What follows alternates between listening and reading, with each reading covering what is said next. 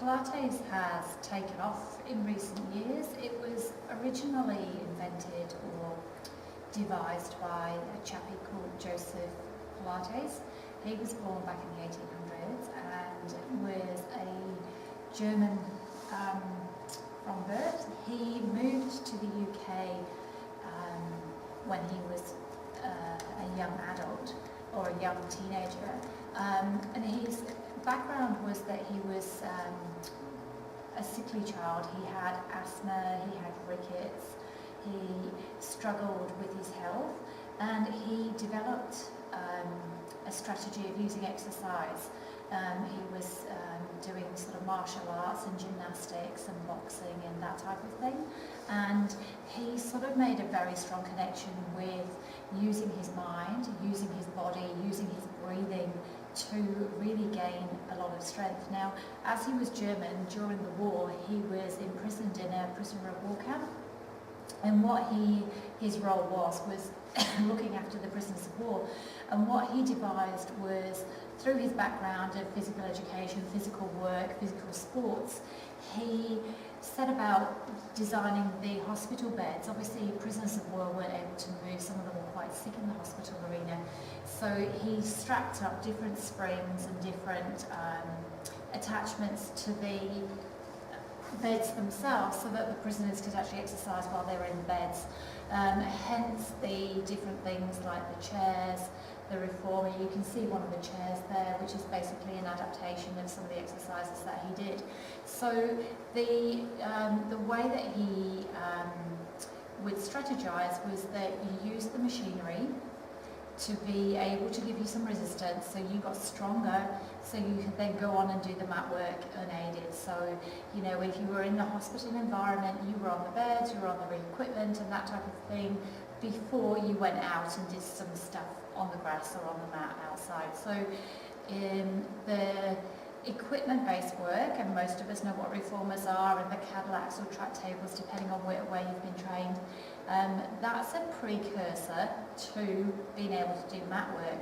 Mat work is actually really hard because you're using your whole body weight, you're using your own strategies to help, where the machines can give you, because of the springs and the ropes and the pulley systems, they can actually allow you to isolate things. So if I had to, say, lift my leg up here, it's hard work for me. I have to work my shoulder, I have to work my tummy, I have to stabilize through here.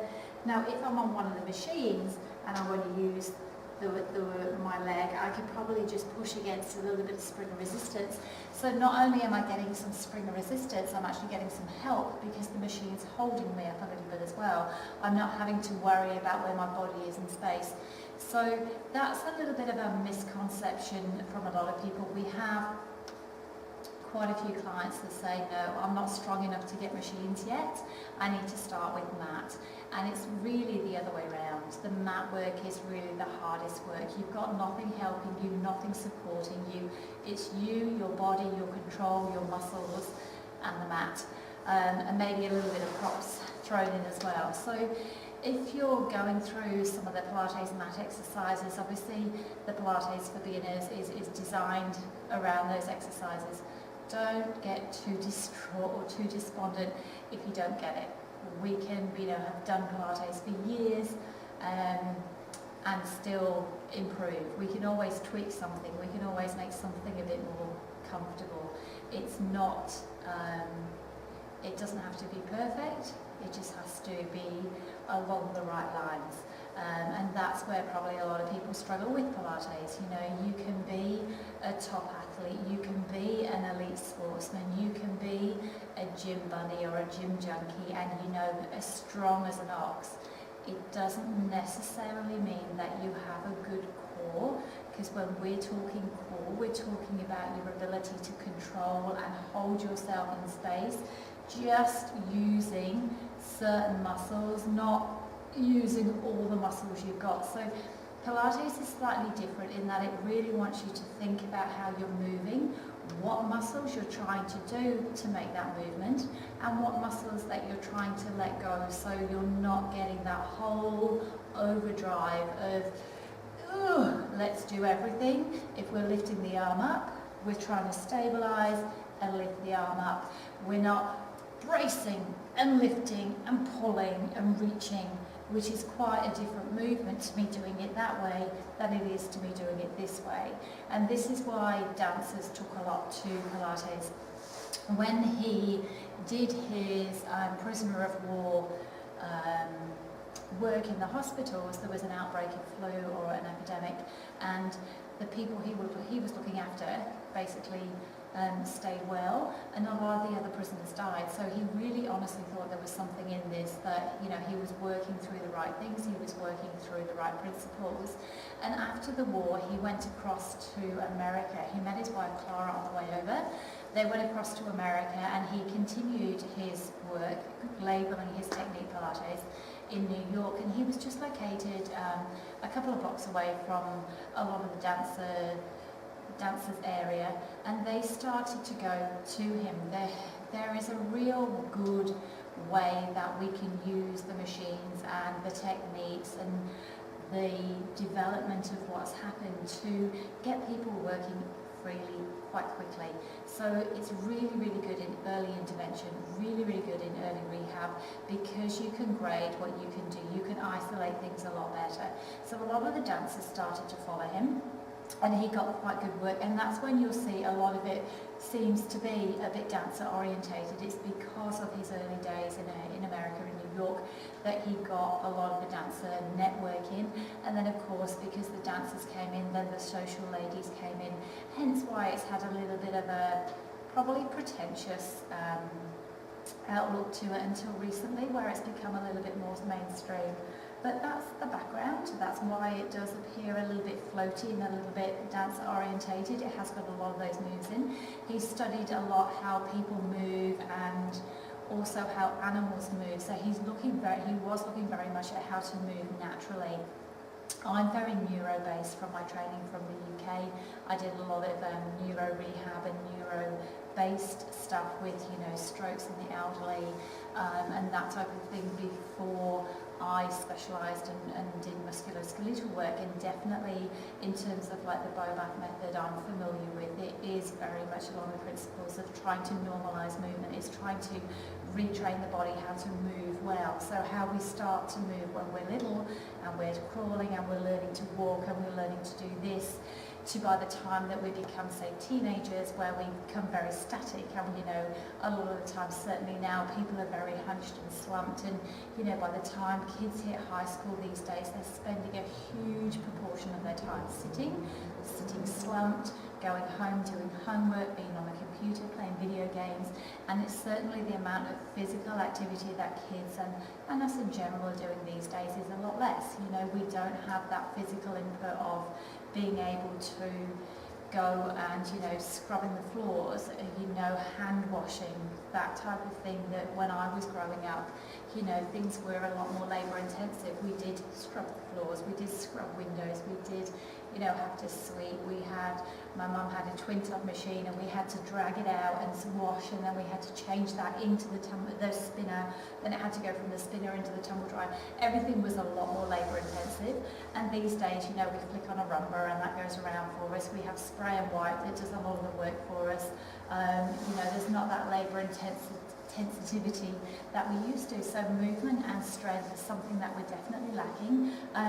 You know, even thinking back to, you know, 20 odd years ago, the cars didn't have power steering, and these days everything has power steering. Everything's made very easy for us, and we're just putting things into dishwashers, taking things out, reaching into, you know, cupboards and cleaning and that type of thing, but it's a lot less labour intensive than it used to be. So in terms of movement, in terms of things, you know, Pilates is very good. It's making us aware of moving again, and it's also making us aware of how to move well, and that's really the principle behind it. In terms of, you know, seeing me fidgeting, you know, we don't sit still very often either. But in terms of fidgeting and in terms of, you know, movement, we're looking at how do we move normally. Can we sit well? Can we stand well? Can we use our bodies optimally? Are we overusing certain things? Are we underusing things? And this is really the key in what we're trying to do with Pilates. It's trying to make the body more efficient. This is why it works well with athletes, because we can get athletes stronger by making them use the right muscles. So if they're overusing certain things and it's not working well, they'll find that they are able to perform better if they retrain their body slightly. I'm an ex-skater. I skated from being 6 years old to being 20, 21, and I wish I had the knowledge in my head back then than I do now, because my God, I would have been so much better. Really from a point of view that we can understand more of what our own bodies are not efficient at and what our own bodies are a little bit weaker at. So hopefully as you go through, you'll recognise things about your body and about yourself, and then you go, that's why I can't do that. I can't do that because this muscle is weak. Or that's why I always favour that leg, because that's my dominant leg. Or the muscles on that side are stronger inherently. So you will have a little bit of a learning curve with your Pilates practice, which is great. Some of us move really well. We're not all dancers that have massive flexibilities and can get heads on knees and legs everywhere. Some of us are really stiff, and we struggle to touch our toes, or we struggle to do our laces up, or we struggle to get out of bed in the morning. It's about improving how you move as an individual, as opposed to trying to get you as bendy and mobile as humanly possible, which is maybe beyond some people's abilities, but we can definitely get you moving better. It doesn't, just because you can't get your head to your knee doesn't mean you don't do it. You go as far as you can. So if you can touch your toe, great. If you can touch your leg, you just work towards the next bit along. So a little bit about the Pilates history there, a little bit about how to try and use it for your own advantage. Try and use it to make things a little easier for you. If you don't get it straight away, don't worry, just have a go. We have a Facebook group. If you've come through our link, you might find that there's a Facebook group. You can always flick a quick message, or you can always email me at info@thecoreexpert.com if you have any questions that you'd like to ask or you're not sure of. So, brief history of Pilates, a little bit about a ramble of how modern day life has turned us all into a little bit of a wuss, where we don't work very hard and we don't move very well, and our bodies are made to move. Our bodies are not meant to sit still. I struggle sitting still, as you've probably noticed. I don't sit still that well. It's sort of, I get very fidgety, and definitely our lives these days are a lot more static. Our bodies don't like that. We end up in pain, and things end up hurting, things end up getting weak, and we have what we call postural dysfunctions, which can in their own case cause pain. All right, history of Pilates in a nutshell.